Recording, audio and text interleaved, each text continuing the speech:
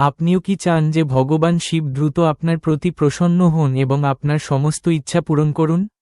শাস্ত্র অনুসারে মহাদেবকে প্রসন্ন করা খুব সহজ, আপনাকে কেবল সঠিক পদ্ধতি এবং সরল হৃদয়ে তার পূজা করতে হবে।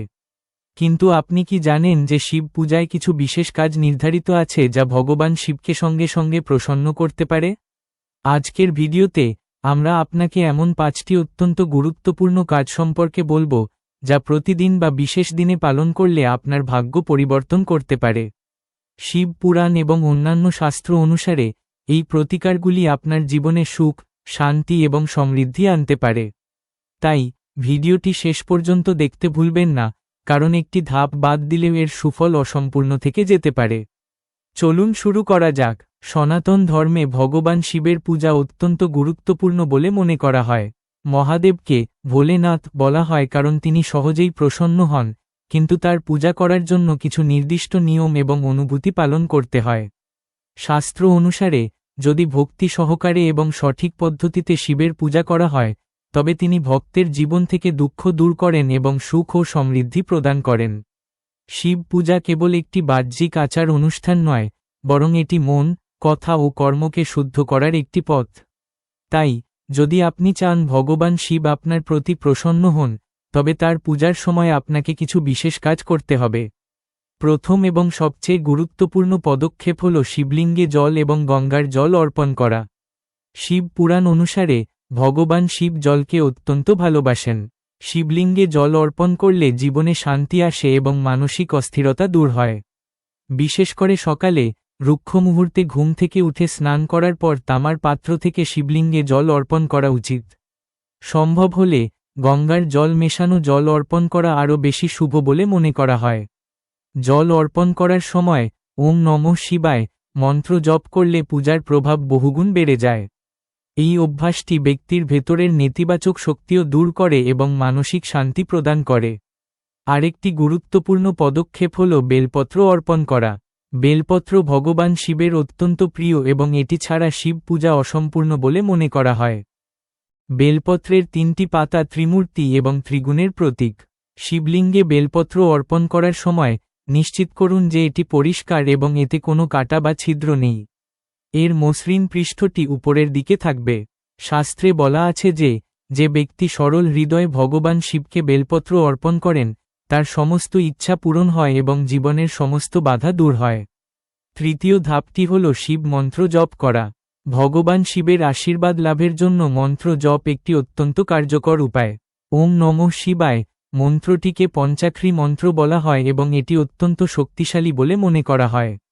এই মন্ত্রটি প্রতিদিন কমপক্ষে 108 বার জপ করা উচিত। যদি আপনার হাতে সময় থাকে, তবে রুদ্রাক্ষের মালা নিয়ে জপ করা আরও বেশি ফলপ্রসূ। মন্ত্র জপ একাগ্রতা বৃদ্ধি করে, আধ্যাত্মিক শক্তি জাগ্রত করে এবং জীবনে ইতিবাচকতা নিয়ে আসে।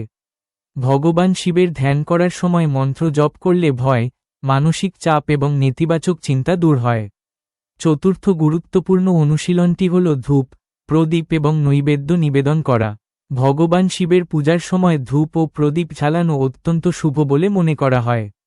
এটি পরিবেশকে শুদ্ধ করে এবং পূজার সময় ইতিবাচক শক্তি উৎপন্ন করে। ভগবান শিবকে ফল, দুধ, দই, মধু এবং ঘি নিবেদন করা উচিত। অভিষেকামৃত, পঞ্চামৃত দিয়ে অভিষেক করাও অত্যন্ত শুভ। নিবেদন করার পর তা প্রসাদ হিসেবে গ্রহণ করা উচিত। এটি কেবল আধ্যাত্মিকভাবেই উপকারী নয়, বরং মনে সন্তুষ্টি ও আনন্দও নিয়ে আসে। পঞ্চম এবং সবচেয়ে গভীর অনুশীলনটি হল প্রকৃত ভক্তি এবং ধ্যান। ভগবান শিব বাহ্যিক পূজা পছন্দ করেন না, তিনি কেবল প্রকৃত অনুভূতি সহকারে নিবেদিত ভক্তিতেই সন্তুষ্ট হন।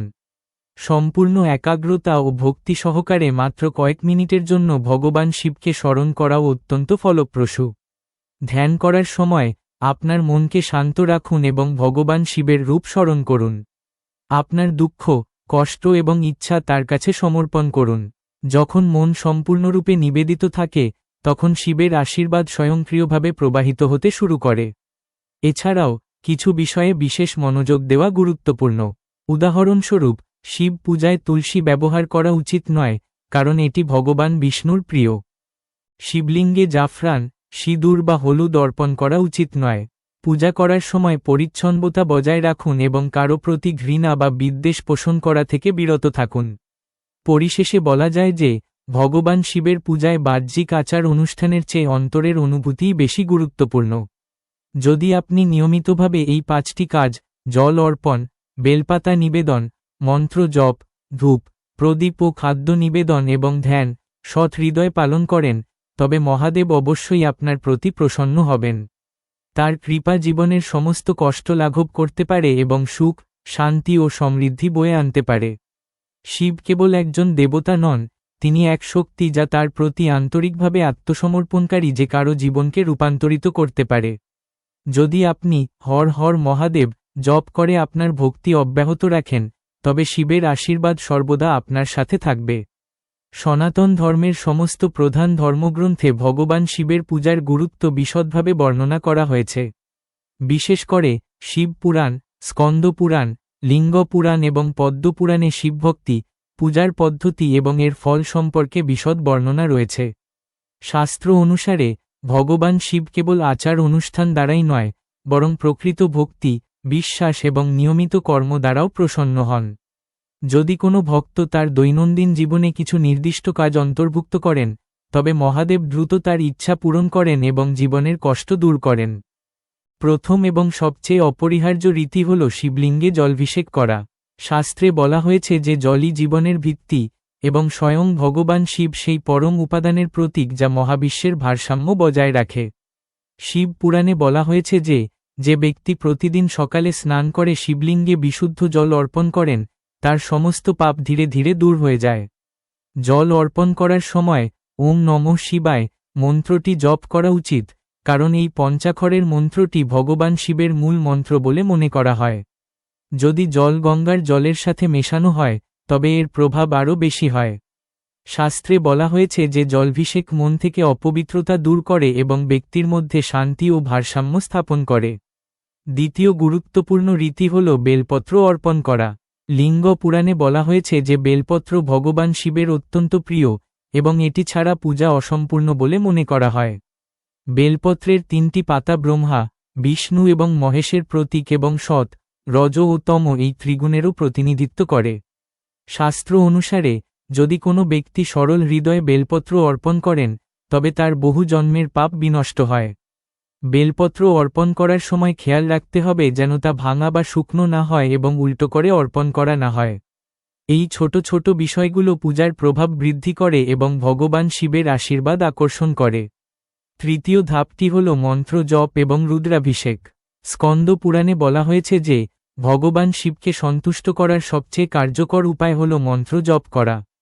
ওম নমঃ শিবায় মন্ত্রটি নিয়মিত জপ করলে ব্যক্তির জীবনে উল্লেখযোগ্য পরিবর্তন আসতে পারে। এছাড়াও মহামৃত্যুঞ্জয় মন্ত্র জপ করা অত্যন্ত ফলপ্রসূ বলে মনে করা হয়। শাস্ত্রে বলা হয়েছে যে যারা ভক্তি সহকারে এই মন্ত্রগুলি জপ করেন, তারা অকাল মৃত্যুর ভয় থেকে মুক্ত হন এবং দীর্ঘায়ু লাভ করেন। রুদ্রাভিষেক করলে জীবনের বাধা দূর হয় এবং মানসিক ও আধ্যাত্মিক শক্তি লাভ হয়। চতুর্থ করণীয় হল ধূপ, প্রদীপ এবং নৈবেদ্য নিবেদন করা। পদ্মপুরাণে বলা হয়েছে যে ভগবান শিবের আরাধনায় ধূপ ও প্রদীপ জ্বালানো অপরিহার্য। এটি পরিবেশকে শুদ্ধ করে এবং অশুভ শক্তি দূর করে। প্রদীপ জ্বালানোর অর্থ হল অজ্ঞতার অন্ধকার দূর করা এবং জ্ঞানের আলো ছড়ানো।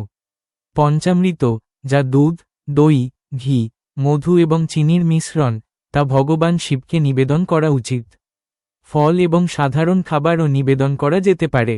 শাস্ত্র অনুসারে নৈবেদ্য নিবেদনের পর তা প্রসাদ হিসাবে গ্রহণ করা উচিত, যা অন্তরে তৃপ্তি এবং কৃতজ্ঞতার অনুভূতি জাগিয়ে তোলে। পঞ্চম এবং সবচেয়ে গুরুত্বপূর্ণ করণীয় হল প্রকৃত ধ্যান এবং ভক্তি।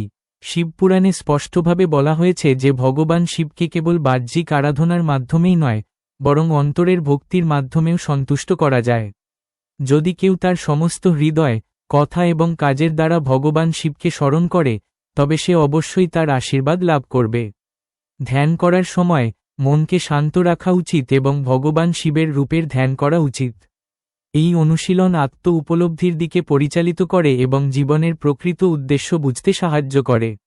শাস্ত্রে এও বলা আছে যে শিব পূজার সময় কিছু বিষয় মনে রাখতে হবে। উদাহরণস্বরূপ, পূজা করার সময় কারো প্রতি ঘৃণা বা ঈর্ষা পোষণ করা উচিত নয়। পরিচ্ছন্নতার দিকে বিশেষ মনোযোগ দেওয়া উচিত এবং পূজার স্থান পবিত্র রাখা উচিত। স্কন্দ পুরাণে বলা হয়েছে যে যারা অশুদ্ধ মন নিয়ে পূজা করেন তারা পূর্ণ ফল লাভ করেন না। অতএব বাহ্যিক শুদ্ধির পাশাপাশি অভ্যন্তরীণ শুদ্ধিও অপরিহার্য। এছাড়াও সোমবার ভগবান শিবের অত্যন্ত প্রিয় দিন বলে মনে করা হয়। এই দিনে উপবাস এবং শাস্ত্রসম্মতভাবে পূজা করলে বিশেষ ফল লাভ হয়। শ্রাবণ মাসে শিব পূজার গুরুত্ব আরও বৃদ্ধি পায়, কারণ এটি ভগবান শিবের বিশেষ আশীর্বাদ লাভের সময়। শাস্ত্র অনুসারে শ্রাবণ মাসে করা একটি ছোট পুণ্যকর্মও বহুগুণ ফল প্রদান করে। পরিশেষে এটা বোঝা গুরুত্বপূর্ণ যে ভগবান শিবের আরাধনা কেবল মনোবাঞ্ছা পূরণের জন্যই নয়, বরং আধ্যাত্মিক উন্নতির জন্যও বটে। যখন কোনো ব্যক্তি শাস্ত্র অনুসারে এই 5টি আচার, জলাভিষেক, বেলপাতা অর্পণ, মন্ত্র জপ, ধূপ, প্রদীপ ও নৈবেদ্য নিবেদন এবং ধ্যান পালন করেন, তখন তার জীবন ধীরে ধীরে একটি ইতিবাচক দিকে মোড় নিতে শুরু করে। তার অন্তরে ধৈর্য, করুণা এবং ভারসাম্যের বিকাশ ঘটে। ভগবান শিবের কৃপায় একজন কেবল জাগতিক সুখই নয়, আধ্যাত্মিক শান্তিও লাভ করেন। সুতরাং শাস্ত্র অনুসারে যদি কোনো ব্যক্তি নিয়মিত এই নিয়মগুলি অনুসরণ করেন এবং আন্তরিকভাবে ভগবান শিবের আরাধনা করেন, তবে মহাদেব অবশ্যই প্রসন্ন হন এবং তার ভক্তের উপর আশীর্বাদ বর্ষণ করেন।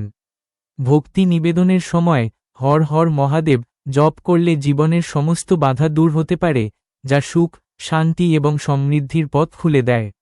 ভগবান শিবের আরাধনা যতটা সরল, ততটাই সূক্ষ্ম বলে বিবেচিত হয়।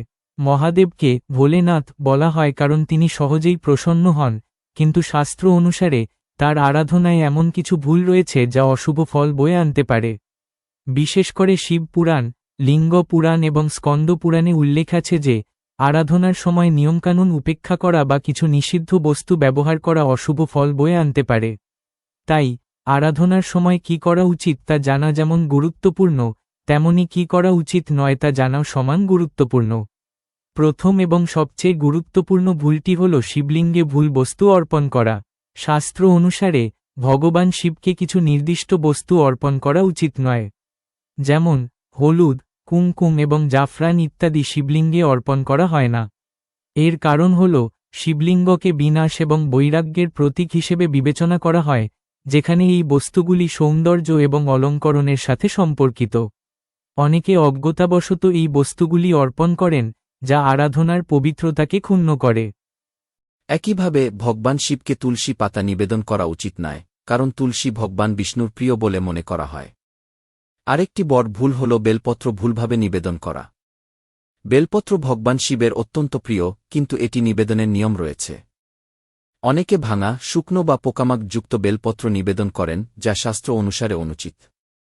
বেলপত্র সর্বদা তাজা, পরিষ্কার এবং অক্ষত হওয়া উচিত। এছাড়াও বেলপত্র উল্টো করে নিবেদন করা একটি বড় ভুল বলে মনে করা হয়। এর মসৃণ দিকটি উপরের দিকে থাকা উচিত। এটি আপাত দৃষ্টিতে একটি তুচ্ছ বিষয়, কিন্তু শাস্ত্রে এর বিশেষ তাৎপর্য রয়েছে। তৃতীয় ভুলটি হল স্নান না করে বা অশুচি অবস্থায় পূজা করা। শিব পুরাণে স্পষ্টভাবে বলা হয়েছে যে পূজার আগে শরীর ও মন উভয়ের শুদ্ধিকরণ অপরিহার্য। কখনো কখনো লোকেরা স্নান না করেই পূজা করতে ছুটে যায়, যা অনুচিত বলে মনে করা হয়। এছাড়াও পূজা করার সময় ক্রোধ, ঈর্ষা বা নেতিবাচক চিন্তা পোষণ করাও এক প্রকার অশুচিতা। ভগবান শিব কেবল বাহ্যিক পরিচ্ছন্নতাতেই নয়, বরং অভ্যন্তরীণ পবিত্রতাতেও প্রসন্ন হন। চতুর্থ ভুলটি হল মন্ত্রের ভুল উচ্চারণ অথবা একাগ্রতা ছাড়া জপ করা। শিব মন্ত্র, বিশেষ করে কি ওম নমঃ শিবায় কে এবং মহামৃত্যুঞ্জয় মন্ত্রকে অত্যন্ত শক্তিশালী বলে মনে করা হয়। কিন্তু যদি সেগুলি সঠিকভাবে উচ্চারণ না করা হয় বা একাগ্রতা ছাড়া দ্রুত জপ করা হয়, তবে এর সম্পূর্ণ সুফল নষ্ট হয়ে যায়।